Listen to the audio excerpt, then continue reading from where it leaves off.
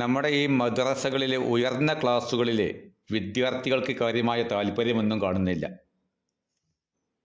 കേരളത്തിൽ പതിനായിരക്കണക്കിന് മദ്രസകളുണ്ടെങ്കിലും അതിൻ്റെ ഉയർന്ന ക്ലാസ്സുകൾ മിക്ക മദ്രസകളിലും ശൂന്യമാണ്, വിദ്യാർത്ഥികളില്ല. കേവല പ്രാഥമിക അക്ഷരമാല പഠനം കഴിഞ്ഞ് പലരും പഠനം അവസാനിപ്പിക്കുന്നുണ്ട്. ഉദാഹരണമായിട്ട് 1-ാം ക്ലാസ്സിൽ ഒരു 30 വിദ്യാർത്ഥികൾ പ്രവേശനം നേടുന്ന ഒരു വിദ്യാലയമാണെങ്കിൽ അതിൻ്റെ 5-ാം ക്ലാസ്സിലേക്ക് എത്തുമ്പോഴേക്ക് ഏകദേശം 25 കുട്ടികളാകുന്നുണ്ട്. പിന്നെ 7-ാം ക്ലാസ്സിലേക്ക് എത്തുമ്പോഴേക്ക് ഏകദേശം 15 കുട്ടികളാകുന്നുണ്ട്. എന്നാൽ 10-ാം ക്ലാസ്സിലേക്ക് എത്തുമ്പോഴേക്ക് അത് 5 കുട്ടികളായി ചുരുങ്ങുന്നുണ്ട്. പിന്നെ ഹയർ സെക്കൻഡറി എന്ന +1 +2 പഠിക്കുന്നത് വെറും 1-2 കുട്ടികളാണ് പലയിടങ്ങളിലും കാണുന്നത്. അതായത് 30 വിദ്യാർത്ഥികളിൽ നിന്ന് 1-2 വിദ്യാർത്ഥികൾ. എന്നാൽ ചിലയിടങ്ങളിൽ അത് തീർത്തും പൂജ്യമാണ്. എന്തുകൊണ്ടാണ് ഇങ്ങനെ സംഭവിക്കുന്നത് എന്ന കാര്യത്തിൽ ഒരുപാട് പഠനങ്ങളും പരീക്ഷണങ്ങളുമൊക്കെ നടത്തിയിട്ടുണ്ട്. എന്നാൽ ആ ഗണത്തിൽ എൻ്റെ 1-2 അഭിപ്രായങ്ങളാണ് ഇവിടെ സൂചിപ്പിക്കുന്നത്. ഇന്ത്യയിൽ ഏറ്റവും അച്ചടക്കവും സമാധാനവും സഹിഷ്ണുതയും മതമൈത്രിയും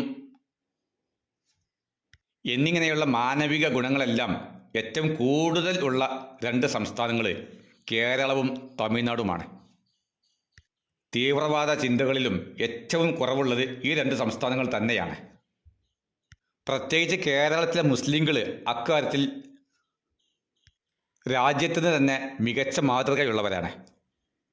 ഇതിനൊക്കെയുള്ള കാരണം എന്തെന്ന് വെച്ചാൽ നമ്മുടെ മദ്രസ പഠനത്തിൻ്റെ ഗുണമാണ്. അതായത് മദ്രസ സംവിധാനം മനുഷ്യനാക്കാൻ പ്രേരിപ്പിക്കുന്നുണ്ട്. മറ്റു മതസ്ഥരെ തൻ്റെ സഹോദരനായിട്ട് കാണാനാണ് പഠിപ്പിക്കുന്നത്. അതുകൊണ്ടാണ് ഈ ആൾക്കൂട്ട അക്രമം പോലെയുള്ള കാര്യങ്ങളൊന്നും നമ്മുടെ സംസ്ഥാനത്ത് ഉണ്ടാകാത്തത്. ഇനി ലഹരിയുടെ കാര്യം നോക്കിയാലും കേരളത്തിലെ മുസ്ലിങ്ങളിലാണ് ഏറ്റവും ലഹരി കുറവുള്ളത്. തീരെ ഇല്ലെന്നല്ല, പക്ഷേ ആനുപാതികമായിട്ട് നോക്കുമ്പോൾ, ആപേക്ഷികമായി നോക്കുമ്പോൾ ലഹരി ഉപയോഗം ഏറ്റവും കുറവുള്ളത് കേരളീയ മുസ്ലിങ്ങളിൽ തന്നെയാണ്. പിന്നെ ഒരല്പമൊക്കെ കുറ്റകൃത്യങ്ങൾ എല്ലാ വിഭാഗത്തിലും എന്ന പോലെ മുസ്ലിങ്ങളിലുമുണ്ട്. അതുതന്നെയും മദ്രസ പഠനത്തിൻ്റെ അഭാവമുള്ളവരിലാണ് മിക്കവാറും കാണുന്നത്. അതായത് കേവലം ഒരു പ്രാഥമിക വിദ്യാഭ്യാസം മാത്രം, അക്ഷരമാല മാത്രം മദ്രസയിൽ നിന്ന് പഠിച്ചിറങ്ങി ഇസ്ലാമിൻ്റെ നിയമങ്ങളോ അതിൻ്റെ ചരിത്രമോ അതുമായിട്ട് ബന്ധപ്പെട്ട വിശ്വാസ കാര്യങ്ങളോ ഒന്നും വേണ്ട പോലെ പഠിക്കാൻ മനസ്സിലാക്കാൻ സൗകര്യം കിട്ടാത്തവർ ഒരു ടീനേജ് മുതൽ കുറ്റകൃത്യങ്ങളിലേക്ക് എത്തിപ്പെടുന്നതിൽ അത്ഭുതപ്പെടാനൊന്നുമില്ല. ഇവിടെയാണ് ഉയർന്ന ക്ലാസ്സുകളിലേക്ക് വിദ്യാർത്ഥികളെ എത്തിക്കേണ്ട അനിവാര്യത മനസ്സിലാവുന്നത്. അതായത് പലപ്പോഴും പലരും സൂചിപ്പിക്കാറുണ്ട്, മുസ്ലിങ്ങൾ മദ്രസ സംവിധാനം ഉണ്ടായിട്ടും എന്തുകൊണ്ടാണ് കുറ്റകൃത്യങ്ങളിലേക്ക് എത്തുന്നത്? അല്ലെങ്കിൽ മറ്റുള്ള മതസ്ഥരെ പോലെ തന്നെയാണല്ലോ മുസ്ലിങ്ങളും, പിന്നെ ഈ മദ്രസ കൊണ്ട് എന്ത് ഫലമാണുള്ളതെന്ന് ചോദിക്കാറുണ്ട്. സത്യത്തിൽ അത് വിഡ്ഢിത്തമാണ്. അച്ചടക്കത്തോടെയും അതപോടെയും ഉസ്താദുമാരെ ബഹുമാനിച്ചുകൊണ്ട് 12-ാം ക്ലാസ് വരെ മദ്രസയിൽ പോയി പഠിച്ചൊരു വിദ്യാർത്ഥി പിന്നെ കുറ്റകൃത്യങ്ങളിലേക്കോ മറ്റു കേസുകളിലേക്കോ ഒന്നും എത്തിപ്പെടാറില്ല. അത്തരം പഠനം ലഭിക്കാത്തവരാണ് ഇത്തരം കുറ്റകൃത്യങ്ങളിലേക്കൊക്കെ പോകുന്നത്. അതുകൊണ്ട് എല്ലാ വിദ്യാർത്ഥികൾക്കും ഉയർന്ന ക്ലാസ് വരെയുള്ള പഠനം നൽകുക എന്നുള്ളതാണ് ഏറ്റവും നല്ല പരിഹാര മാർഗം. അപ്പോൾ 12-ാം ക്ലാസ് വരെ വിദ്യാർത്ഥികളെ നിലനിർത്താൻ വേണ്ട 1-2 കാര്യങ്ങളാണ് ഞാൻ ഇനി സൂചിപ്പിക്കുന്നത്.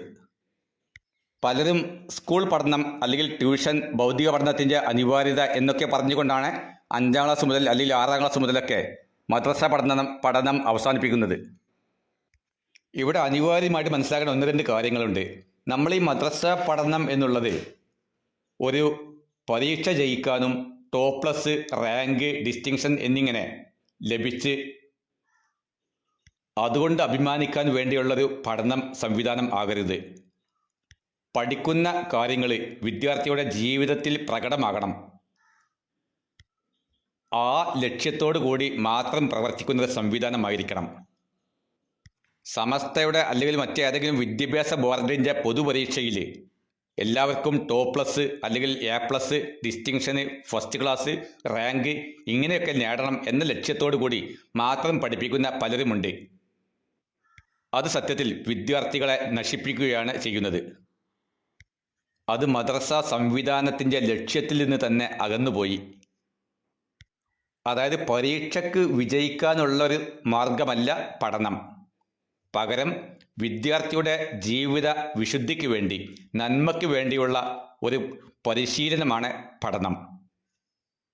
വിദ്യാർത്ഥികൾ മുഴുവനും തേർഡ് ക്ലാസ് അല്ലെങ്കിൽ മിനിമം മാർക്ക് മാത്രം വാങ്ങി വിജയിച്ചാലും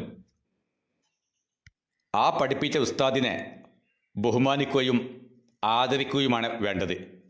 കാരണം അദ്ദേഹത്തിൻ്റെ വിദ്യാർത്ഥികളുടെ ജീവിത വിശുദ്ധിയാണ് നാം മനസ്സിലാക്കേണ്ടത്. ആ ഉസ്താദിൻ്റെ വിദ്യാർത്ഥികളെല്ലാം തൊട്ടടുത്ത ക്ലാസ്സിലേക്ക് വരാൻ താല്പര്യമുള്ളവരാണ്. ഉദാഹരണമായി 7ാം ക്ലാസ് കഴിഞ്ഞ എല്ലാ വിദ്യാർത്ഥികളും 8ാം ക്ലാസ്സിലേക്ക് വരാൻ തയ്യാറാണ് എന്ന ആ ഒരു മനോഭാവമുണ്ടെങ്കിൽ ഉസ്താദ് വിജയിച്ചു. ആ ഉസ്താദിൻ്റെ വിദ്യാർത്ഥികളെല്ലാം 5 സമയം നമസ്കരിക്കുന്നവരാണ്, മുതിർന്നവരെ ബഹുമാനിക്കുന്നവരാണ്, ഇസ്ലാമികമായി വസ്ത്രം ധരിക്കുന്നവരാണ്. പെൺകുട്ടികളൊന്നും സ്കൂളിൽ പോകുമ്പോൾ ചുണ്ടിൽ ലിപ്സ്റ്റിക് പോലെയുള്ള വസ്തുക്കൾ ഉപയോഗിക്കാത്തവരാണ്. അശ്ലീല കൂട്ടുകെട്ടുകൾ, മിഠായികൾ, ലഹരി വസ്തുക്കൾ പോലത്തത് ഉപയോഗിക്കാത്തവരാണ്. ഇങ്ങനെയാണെങ്കിൽ അത്തരം ഉസ്താദിനാണ് സംസ്ഥാന ബഹുമതി നൽകി ആദരിക്കേണ്ടത്. ഒരുപക്ഷെ വിദ്യാർത്ഥികൾ മുഴുവനും കേവലം പാസ് മാർക്ക് മാത്രം വാങ്ങി വിജയിച്ചവരായിരിക്കും. മറ്റൊരു കാര്യം സൂചിപ്പിക്കാനുള്ളത്, വിദ്യാർത്ഥികൾക്കുള്ള ഫ്രീഡം, നല്ല സ്വാതന്ത്ര്യമാണ്. ഒരു ചങ്ങലക്കിട്ട പഠനം ഒരിക്കലും ഉണ്ടാകരുത്. എത്രത്തോളം എന്നാൽ എനിക്ക് പറയാനുള്ളത്, ഈ ആഴ്ചയിൽ 6 ദിവസത്തെ പ്രവൃത്തി ദിവസം എന്നുള്ളത് 5 ആക്കി ചുരുക്കേണ്ടത് വളരെ അത്യാവശ്യമാണ്. കാരണം ദിവസങ്ങളുടെ എണ്ണത്തിലല്ല ഫലം, അതിൻ്റെ വണ്ണത്തിലും ഗുണത്തിലുമാണ്. മറ്റൊന്ന്, നിലവിൽ 12 മാസവും വർക്കിംഗ് ഡേയ്സ് ആണ്. അതായത് ഷവ്വാൽ മാസത്തിൽ ആരംഭിച്ച് ഷഅബാൻ മാസം അവസാനത്തോടു കൂടി പരീക്ഷ നടക്കുന്നു. 11 മാസം വിദ്യാർത്ഥികൾക്ക് നിരന്തരം ക്ലാസ്സാണ്. തുടർന്ന് റംളാൻ മാസത്തിൽ ഹിസ്ബ് ക്ലാസ്സും, അതായത് 12 മാസവും വർക്കിംഗ് മന്തുകളാണ്. അതേ സ്ഥാനത്ത് ഒരു 2 മാസമെങ്കിലും വിദ്യാർത്ഥികൾക്ക് നിർബന്ധമായും അവധി നൽകണം. അല്ലാത്ത പക്ഷം വിദ്യാർത്ഥികൾക്ക് മദ്രസ എന്ന് കേൾക്കുമ്പോഴേക്ക് ഇനി ഒരു സ്വാതന്ത്ര്യവും ഉണ്ടാവില്ല, എന്നും ചങ്ങലക്കിട്ട പഠനമായിരിക്കും എന്ന ആ ഒരു വ്യാജാറോട് കൂടി ഈ രംഗത്ത് നിന്ന് അകലാൻ താല്പര്യപ്പെടുന്നുണ്ട് പലരും. ആഴ്ചയിൽ 5 ദിവസം, ഒരു ദിവസം 2 പീരിയഡ് ക്ലാസ് എന്നൊരു സംവിധാനത്തിൽ മദ്രസകൾ ഇനി പുനഃക്രമീകരിക്കുകയാണ് ഏറ്റവും നല്ലത്. ഒരിക്കലും തന്നെ പരീക്ഷയ്ക്കുള്ള പഠനം നൽകരുത്.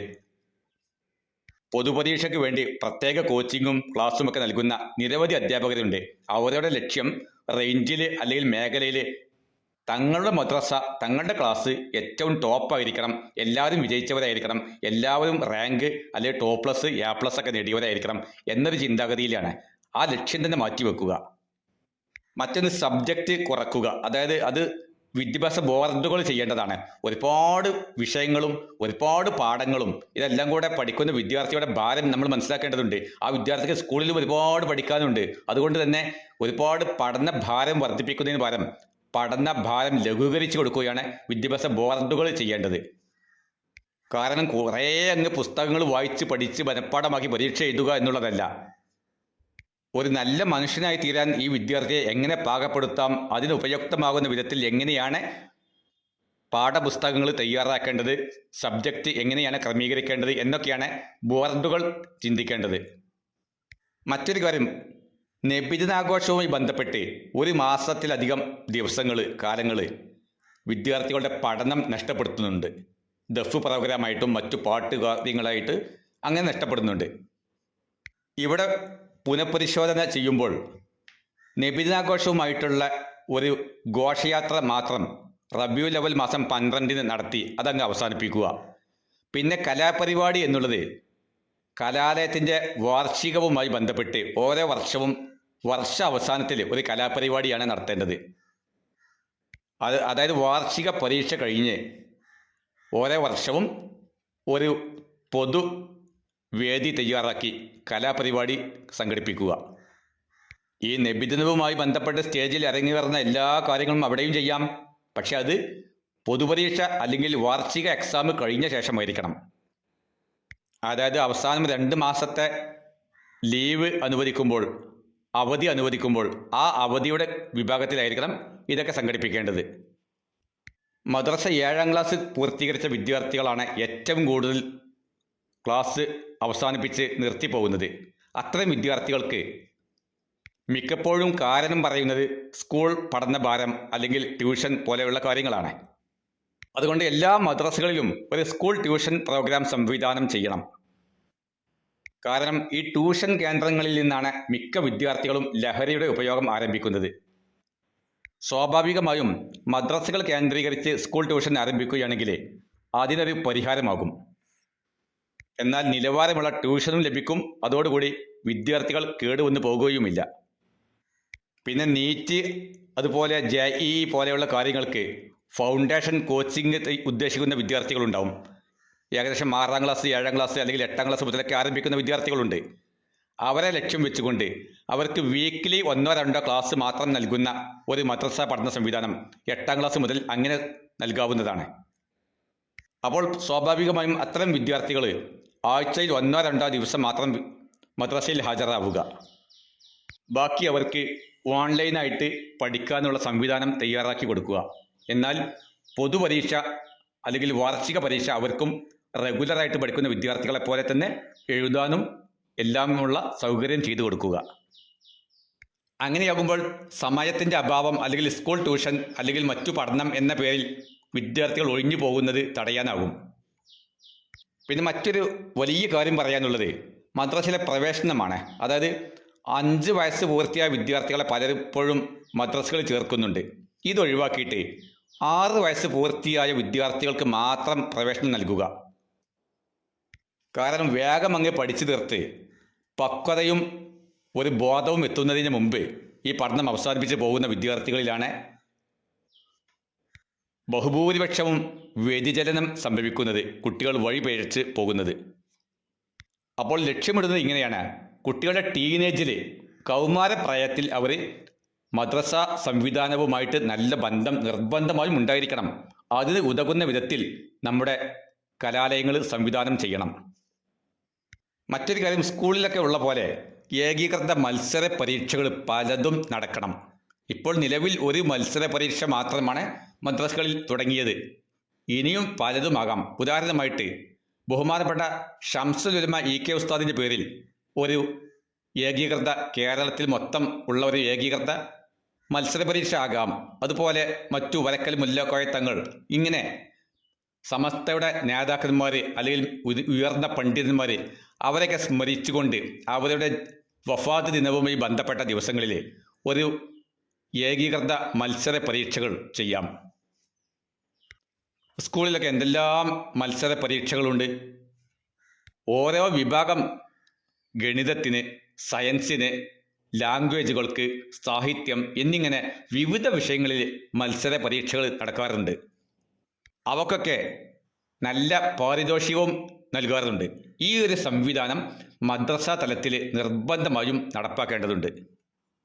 മറ്റൊരു കാര്യം, നമ്മുടെ ഭൗതിക കലാലയങ്ങളാവുന്ന ഉയർന്ന പഠനങ്ങൾക്ക്, അതായത് കോളേജുകൾക്കൊക്കെ റാങ്കിംഗ് ഉണ്ട്. ഇന്ത്യയിലെ ഒരു റാങ്കിംഗ് സംവിധാനമാണ് NIRF. അതുപോലെ വേൾഡ് വൈസിൽ വേറെയുമുണ്ട് QRS പോലെയുള്ള റാങ്കുകൾ, അതുപോലെ QS പോലെയുള്ള റാങ്കുകൾ. ഇതുപോലെ കേരളത്തിലെ വിദ്യാഭ്യാസ ബോർഡുകളുടെ കീഴിലുള്ള മദ്രസകൾക്ക് ഒരു റാങ്കിംഗ് സിസ്റ്റം വന്നാൽ അത് നല്ല മികച്ച ഗുണകരമായ മാറ്റം തന്നെ ചെയ്യും.